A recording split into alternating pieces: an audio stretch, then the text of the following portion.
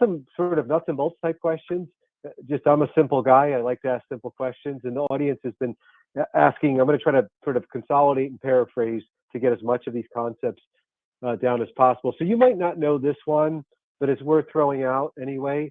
Can you each talk a little bit about the actual solution you're using to connect, if you know that? Are you using Zoom, or do you have a proprietary system, or what have you been using? That's what some of the audience has been asking. What are they using? Do you know? You might not know this.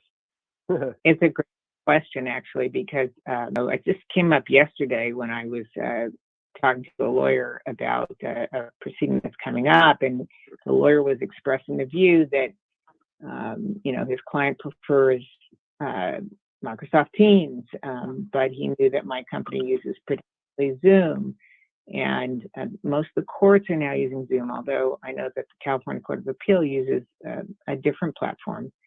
So everyone seems to be making different choices, and it's a really important topic to include in that pretrial hearing. What platform are we going to use? My company uses Zoom. They were using Zoom before the pandemic even hit, if you can believe that, and updating it. We update it constantly. So I do think we use the latest and most secure version that's possible. For even higher levels of security, you can have a two-factor authentication log on if you need that for a particular kind of case. But I'm very comfortable with Zoom, I think, because it's the most commonly used one. I don't know about Chris.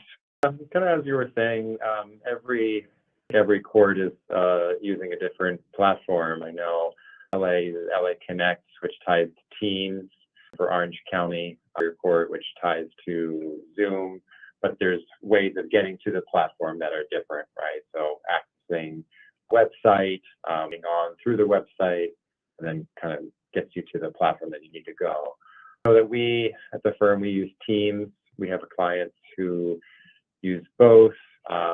Seems like I know at least clients in the healthcare industry seem to prefer Teams because of security issues. I'm not aware of what they are, but I think Zoom has kind of upped its security as well since 2020.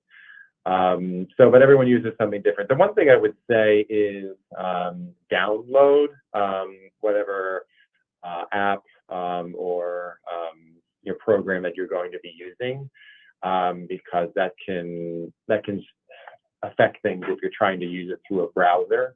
So I found this with WebEx. I have a few clients that use WebEx, and the version that you have on your desktop is much better than the version that you get through a browser.